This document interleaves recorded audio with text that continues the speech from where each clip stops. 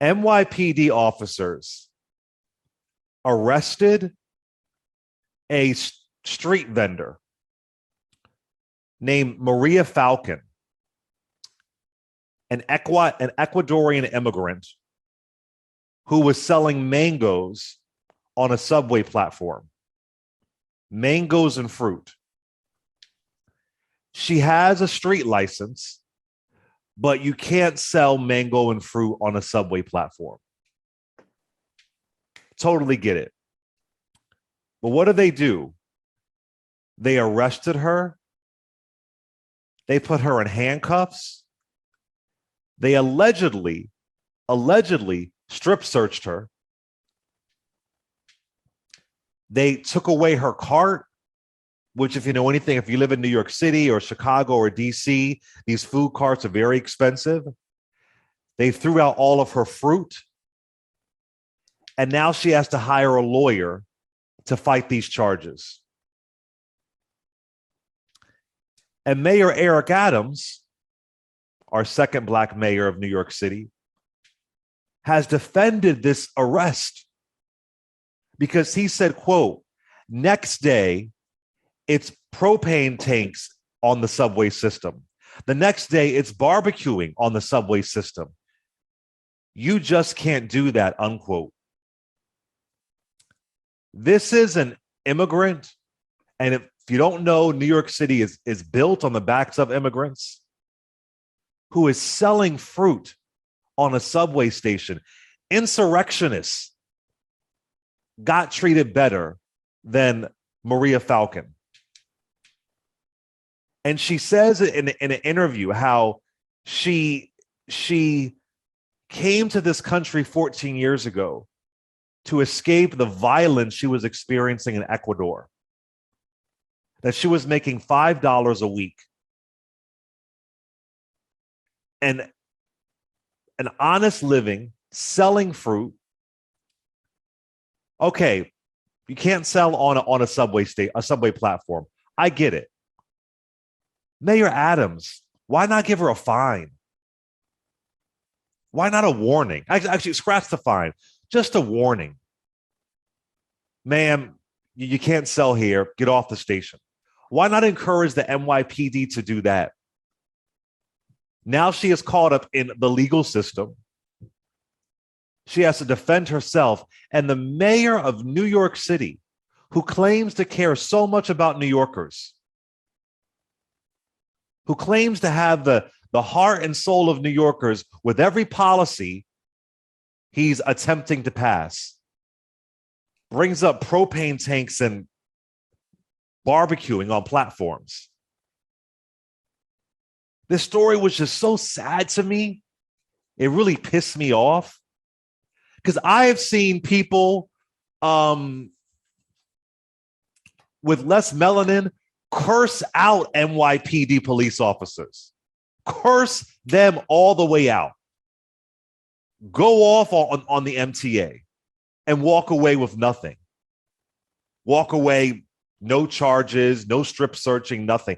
And then to think that you went as far to throw away her cart and all of her fruit. For those who don't know, selling fruit in New York City is a business. She says that she can make sometimes $80 a day, and that's a good day for her. This just kind of broke my heart, and it really shows you it's the epitome of the have and have-nots in New York City, and really all over the country.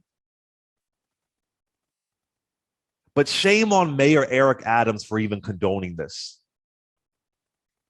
And if you do it to her, a harmless woman making an honest living, who else are you going to do it to?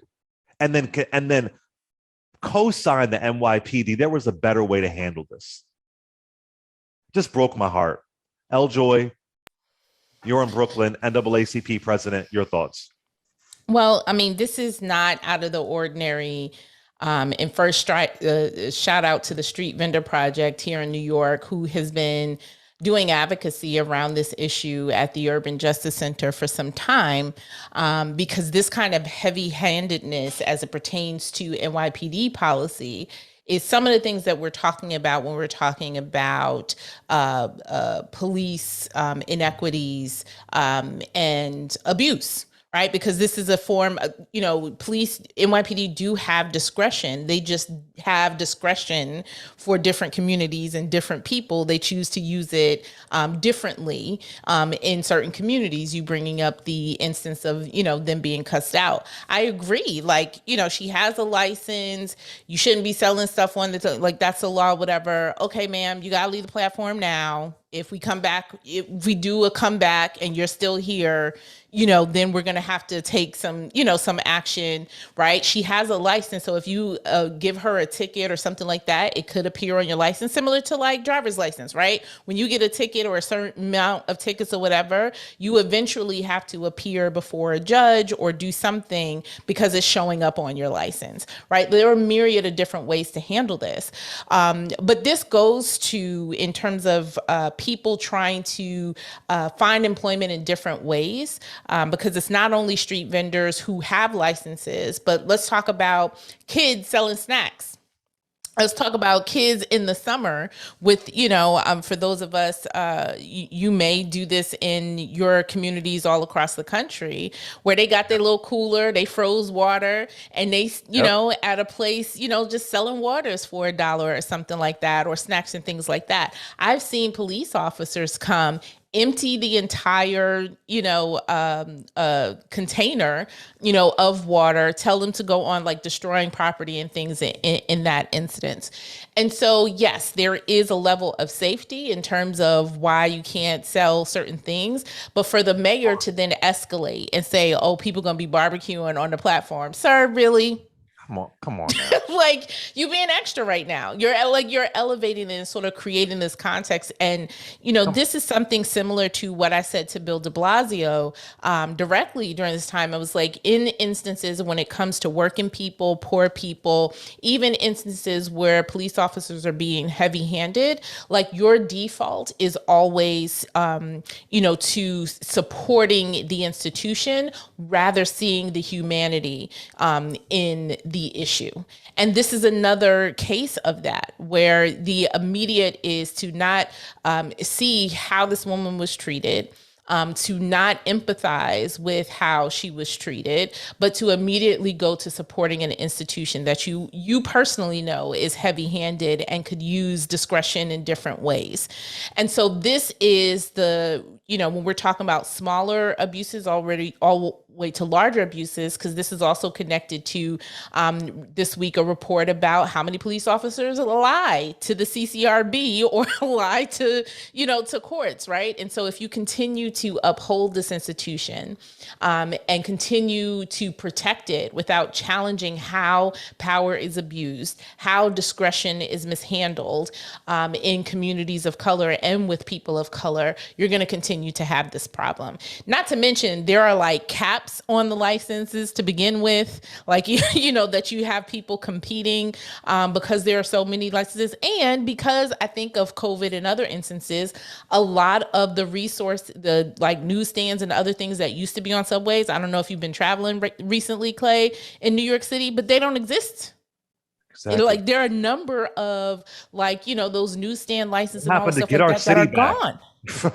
Yeah, right? Get our city so back. Here's a way, let's increase let's find a safer way to do this so that we can also provide us, services and things of that nature. So there's a number of different ways that this could have been handled.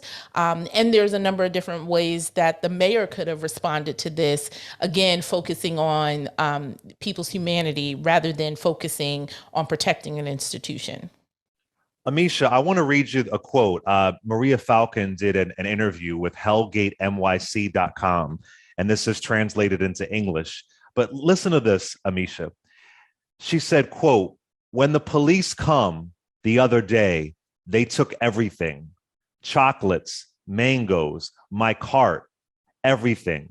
They left me with nothing. Then I need to go buy everything again, a cart, all the fruits, everything. I want them to understand that we can't stop working. We're not hurting anyone. I'm poor, but I work. I can't go back home to Ecuador. My family needs me here.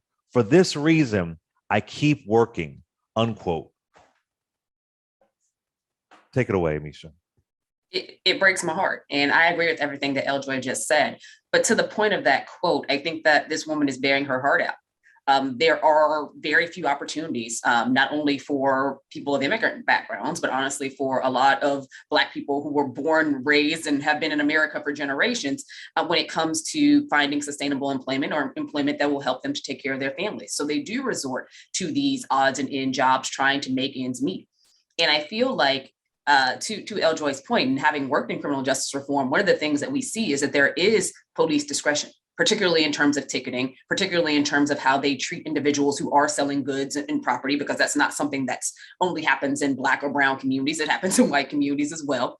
And we have seen that the leveraging point that was used in this instance, and in several instances, this happens across Chicago, my hometown as well, where police react in this way, and it is not only aggressive and shameful, it totally diminishes that this woman is not, out here committing violent crime. She's not out here disturbing anybody. She's trying to make a few dollars to help take care of her family.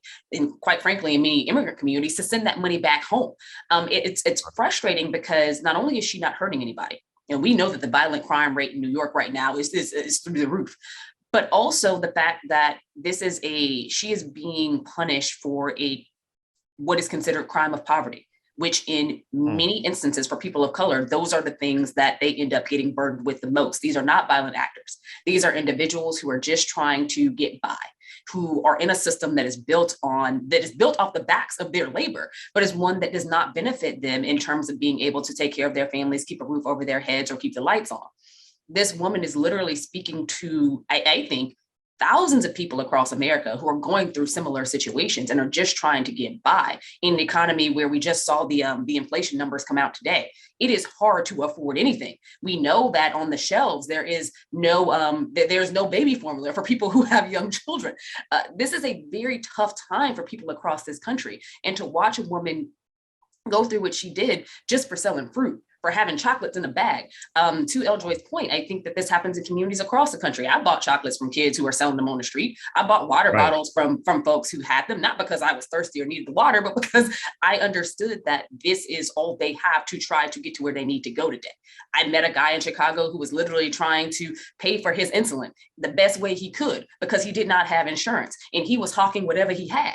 And I think that when you have situations like that, there has to be some level of understanding as a human. We got to come to this from a human perspective of where this woman was, where that man was making those decisions. But also in New York, you have a mayor who was a part of the system, who's an institutionalist because he was that institution, who, even though he wakes up every morning as a Black man and he will die a Black man, he's going to always be blue. So I'm not surprised at his response to policing, because this is a guy who upholds that policing system. What I am frustrated with is the continued criminalization of just being poor. People are trying to make it every day. And she's not doing something that is going to hurt anyone. She was not doing something that was going to cause any types of chaos and mayhem in the streets. She was literally selling fruit, which people have done for generations, and the community is just fine. I think that's my biggest frustration. Watching poverty continue to get criminalized, watching women now have to work by whatever means she can to get her cart back, to get a new cart, to be able to get fruit again, to be able to have chocolates again. The cycle is going to continue because the poverty continues. To Amisha's point, Eljoy, it's really important. He got elected. Yep. And let's be honest, Mayor Eric Adams said who he was. He said he wanted to reinstate stop and frisk. To Amisha's point, we know his background, former NYPD police officer. I'm not saying all police officers are bad, but he said he wanted to reinstate the plainclothes police unit, which was deemed unconstitutional. I forgot which one, stop and frisk or the police plainclothes unit. But he was elected, and he said exactly who he was. You're the Brooklyn NAACP president. Are you hearing regret? Or is this the kind of candidate, this the kind of person, rather, this is the kind of mayor that New York City wants? I mean, we had Maya Wiley, we had Diane Morales. I mean, is this what New York wants? a kind of mayor who will crack down on poor people. This is the kind of mayor that New Yorkers who vote, I'm not going to say New Yorkers wholesale, but I'm going to say New Yorkers who vote, this is the kind of mayor that they want in instances when they have been told that crime is going to be like the 70s again. And so if we put that into context, and that was we're, coming out of lockdown, and even as all that is reported about how crime is upticking, right? It's not putting into context that crime isn't basically surging beyond what it was pre-COVID numbers, right? We're still nowhere near where it was in terms of the 70s. We're still nowhere near, people not being able to walk the streets without getting, but like we're nowhere near that. However, because you can say that the crime, particularly highlighting murders and splashing them across and violent crime and splashing them and reporting on them daily on the news and the paper and things of that nature, which really the actual increase in crime is larceny. And petty larceny, that's people, stealing things, obviously, which can be obviously tied to where we are in the economy. We all know how that, rises. But if it's presented in a way that the city is out of control, you can't even walk the streets, you can't take the subway, like this is happening every day. Hey, look at this murder. Hey, look at this. Like if that is consistently fed from a media narrative standpoint without that context, then people are going to be scared. Right. And then you have other people, communities of color who have been dealing with, whether it's gang issues or other issues and gun trafficking for some time, who have been begging for different approaches in terms of addressing the violence in their communities, where you can do that with diversion, with people having a job, with people having resources and things and housing and things of that nature. Then this is the candidate that emerges in that atmosphere. The other thing, and I wouldn't attribute it solely to that, is that people, particularly the working class and Black folks and others who came together in a coalition to elect Eric Adams, they know him, and they, like you mentioned, this is not new. He didn't put on airs. He didn't put on a different show. He did Eric Adams, and people have known Eric Adams in New York City for some time, right? And so in terms of being presented with options in terms of who you know, who you are comfortable with, who you trust, who you have previously voted for before in the direction, and couple that with coming from a previous administration who was told was progressive and the city's falling apart and all that kind of stuff, that creates the political landscape and the atmosphere for people to say, I'm going to go here. People that vote to say, I'm going to go here. And that's what we end up with. And Amisha, to your point earlier about this has been going on for generations. Once upon a time in New York City, it was the Irish in the early 1900s who were selling fruit on the street. It was the Italians who were selling fruit on the street. I mean, this goes back generations. There was Irish immigrants, Italian immigrants. It's just sad. So that woman, shout out to her. I hope she can get her cart back, her fruit back, legal fees. It's just really disappointing. And shame on Mayor Eric Adams. Let's go to a call here before we go to a break. Mike from Harlem. What up, Mike? Yes, good afternoon, everybody. To everybody, I respectfully disagree with you. I don't know how long you lived in New York, but I grew up in New York, and I do remember in the late 70s, early 80s, people barbecuing on the subways. It was crazy back then. In regard to this lady, she was warned 3 times. She had 3 summonses. She could sell the fruit on the street. The station manager at that particular subway thing had numerous complaints about her. She should, just because she's poor, and I sympathize with that because I've been on welfare, but that does not give you a right to violate the laws. She's got to follow the laws like everybody else. I don't see that she was. You said she was arrested 3 times. Is that what you're saying? In summonses, she was not arrested 3 times. Summonses April 3 5th times. And April 5th and April 29th. And she just, and again, she just ignored it, and she just went right back and did her thing as if she controls everything. She's a As citizen. if she controls everything. Wow, you think she has that much power, Mike? Wow, brother. Mike, you know, didn't I say she had complaints before? Didn't I say that? I guess. Wow, humanity. Eljoy, go ahead.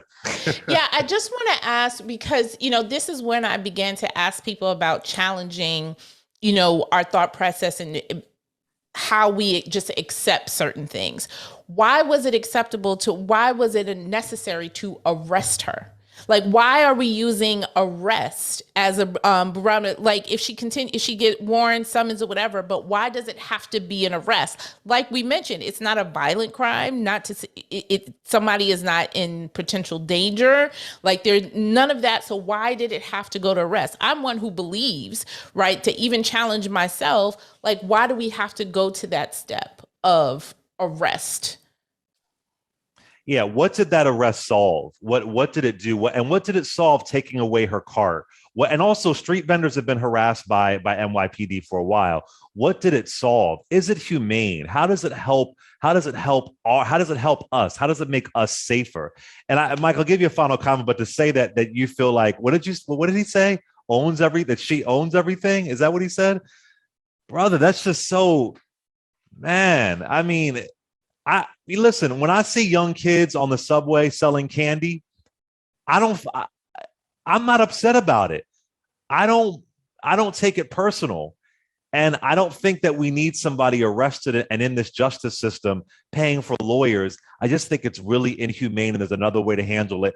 Fine her if you have to until she loses her license. But to arrest her, strip search her, take away her resources, that's just cruel. It's just cruel. But Mike, final comment.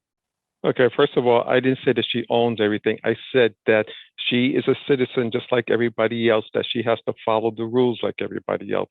The reason they arrest her, and by the way, those were Latino cops that arrested her. I didn't say they were white or black. I didn't say any. Go ahead, brother. People are making a thing about her being an immigrant. The reason she was arrested, this is the third time that we know of. I mean, how many breaks do we give people? So Mike, you think she deserved it? That's fine. No, I'm asking you. You think she deserved it? I think if it was the first time, I say absolutely not. This is the third time, and she just flaunts the law. Yes. So, Mike, do you know how much it costs to incarcerate someone? And I say that just because off of taxpayer dollars alone, this woman wouldn't have made enough to cover the cost of incarceration and her being jailed had she had that fruit cart out every day, 365. So at the end of the day, it costs a lot more to have someone overnight, to get them into the jail. She's not going to make bail. She doesn't have any money. So at that point, what do you do? There has to be another recourse for individuals who, again, these are considered crimes of poverty. These are not crimes. These are petty crimes. And there are several cities that are moving away from even arresting someone for these types of crimes because of the cost of taxpayer dollars. Also because it's not going to solve anything. For crimes of poverty, individuals will go back out on the streets and they will do this again. Like, that just is what it is, because the poverty cycle continues. All of a sudden, she's not going to get out and have more money than she had when she went in. The only thing that this does is eradicate what some people don't want to see for a few days and end up creating a flash system that continues to incarcerate impoverished people by thousands per day in terms of the cost of taxpayers, and you're not going to see anything for it. Mike, I'm going to let you go, brother. Thank you for that, Amisha. Clay Kane Show. Eljoy's a little stud. Yeah. And listen, the cops being Latin or black on incarceration at a very, very strange rate for individuals who aren't committing violent crimes. You will never catch me standing up for people who commit violent crimes being on the street. But when we're talking about individuals who are literally selling their wares, be it whether it is fruits, water, sugar products, whatever it happens to be, these individuals are not hurting anybody. Now, it was new to me about the grilling on the subway, but as a barbecue aficionado, I didn't know that. Wherever subway that is happening at, I will support that as well. Listen, but again, nobody is doing that. So you can say, that happened to, but ain't nobody doing it now. Like we're not talking about getting to that point. And to Amisha's point, even from a financial standpoint, why are you spending my money, my tax dollars, on incarcerating, or even if it's for a couple of hours or overnight or multiple days? Why are you? That It was is 33 hours. irresponsible. She was behind bars for 33 hours, Eljoy Williams. 33 Why? hours. Why? Like, why are you wasting my money? It's a waste of my money. Somebody tweeted me, Derek Hamilton said, that caller is lying. I'm 40 plus and I've never seen somebody barbecuing on the subway. So the subways, from what I heard, were pretty violent in the 1970s. I don't know if a barbecue grill would have really fit. I don't know if that would have. How did they get it through the turnstile? I don't know if that would have fit. What do I know?